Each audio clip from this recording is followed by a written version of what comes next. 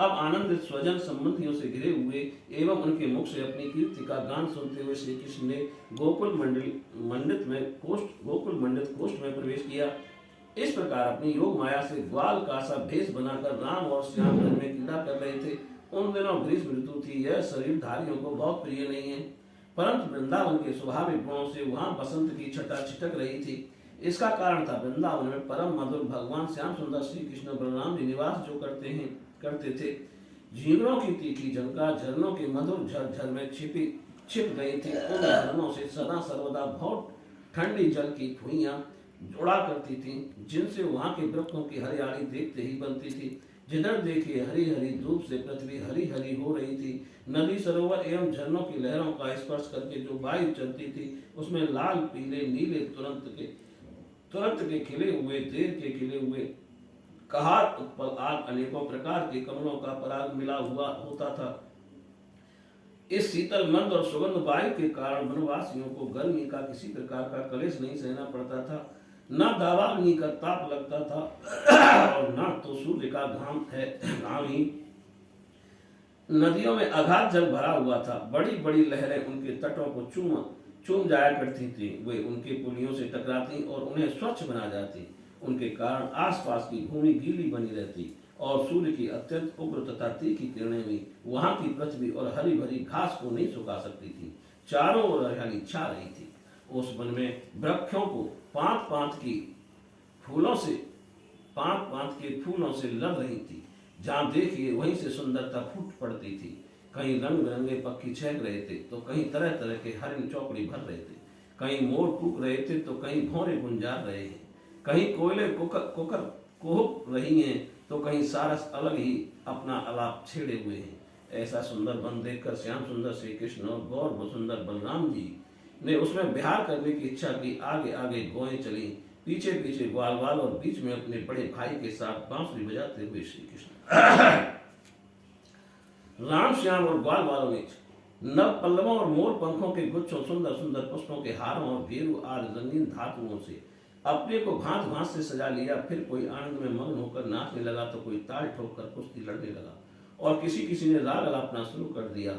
जिस समय से कृष्ण नाचने लगते उस समय कुछ ग्वाल गाने लगते और कुछ बांसुरी तथा सींग बजाने लगते।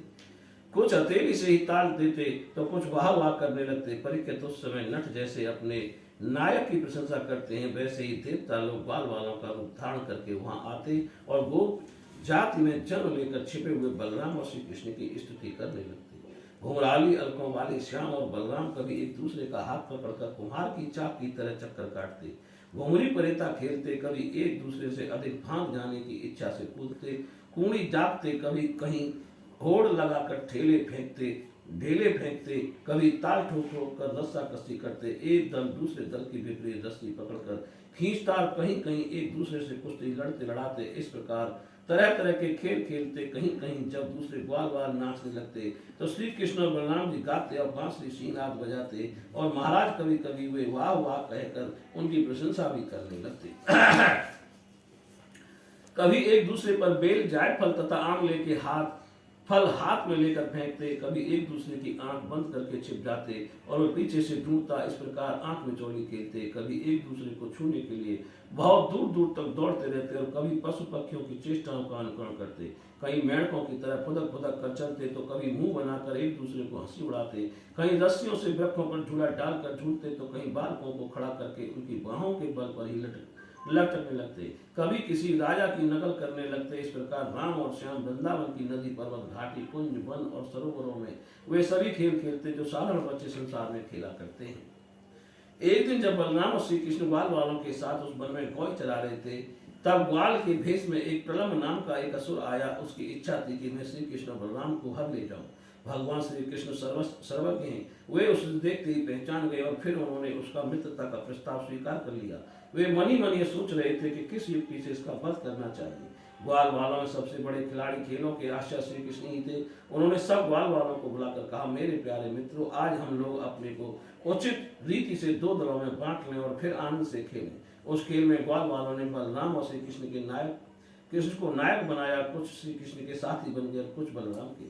फिर उन लोगों ने तरह तरह से ऐसे बहुत से खेल खेले जिनमें एक दल के लोग दूसरे दल के लोगों को अपनी पीठ पर चढ़ाकर एक निर्दिष्ट स्थान पर ले जाते थे।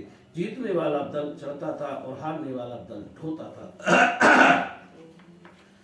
इस प्रकार एक दूसरे की पीठ पर चढ़ते चढ़ाते श्री कृष्ण रात ग्वाल वाल भौं चराते हुए भांडिर नामक बट के पास पहुंच गए।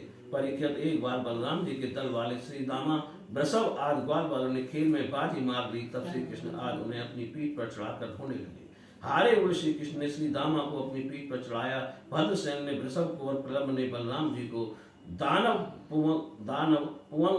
पुंगव प्रलम्ब ने देखा कि श्री कृष्ण तो बड़े बलवान हैं, उन्हें मैं नहीं हरा सकूंगा, अतः वह उन्हीं के पक्ष में हो गया और बलराम जी को लेकर फुर्ती से भाग चला और पीठ से उतारने के लिए जो स्थान नियत था उससे आगे निकल गया।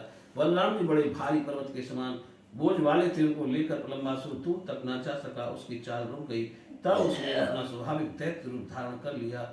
उसके काले शरीर पर सोने के गहने चमक रहे थे और गौर सुंदर बलराम जी को धारण करने के कारण उसकी ऐसी शोभा हो रही थी मानो बिजली से एक तो काला बादल चंद्रमा को धारण किए हुए हो। उसकी आंखें आग की तरह तक रही थी और दाढ़ें भौं तक पहुंची हुई थी, वही बड़ी भयावनी थी। उसके लाल लाल बाल इस तरह बिखर रहे थे मानो आग की लपटें उठ रही हो। उसके हाथ और पांवों में कड़े सिर पर मुकुट और कानों में कुंडल थे। उनकी कांति से वह बड़ा अद्भुत लग रहा था। उस भयानक दैत्य को बड़े वेग से आकाश में जाते देख पहले तो बलराम जी कुछ घबरा से गए, परंतु दूसरे ही क्षण अपने स्वरूप की याद आते ही उनका भय जाता रहा। बलराम जी ने देखा कि जैसे चोर किसी का धन चुरा कर ले जाए, वैसे ही यह शत्रु मुझे चुराकर आकाश मार्ग से लिए जा रहा है। उस समय जैसे इंद्र ने पर्वतों पर वज्र चलाया था, वैसे ही उन्होंने क्रोध करके उसके सिर पर एक घूंसा कसकर जमाया। घूंसा लगना था कि उसका सिर चूर चूर हो गया। वह मुंह से खून उगलने लगा, चेतना जाती रही और बड़ा भयंकर शब्द करता हुआ इंद्र के द्वारा वज्र से मारे हुए पर्वत के समान वह उसी समय प्राणहीन होकर पृथ्वी पर गिर पड़ा। बलराम जी परम बलशाली थे। जब ग्वाल वालों ने देखा कि उन्होंने प्रलम्बासुर को मार डाला, तब उनके आश्चर्य की सीमा न रही। वे बार बार बाह बाह करने लगे। ग्वाल वालों को चित्त प्रेम से व्यर्थ हो गया, उनके लिए शुभ कामनाओं की वर्षा करने लगे और मानो मरकर लौट आए हों इस भाव से आलिंगन करके प्रशंसा करने लगे। वस्तुतः बलराम जी इसके योग्य ही थे। प्रलम्बासुर मूर्तिमान पाप था, उसकी मृत्यु से देवताओं को बड़ा सुख मिला। वे बलराम जी पर फूल बरसाने लगे और बहुत अच्छा किया इस प्रकार कहकर उनकी प्रशंसा करने लगे। बोलिए श्री कृष्ण भगवान की जय।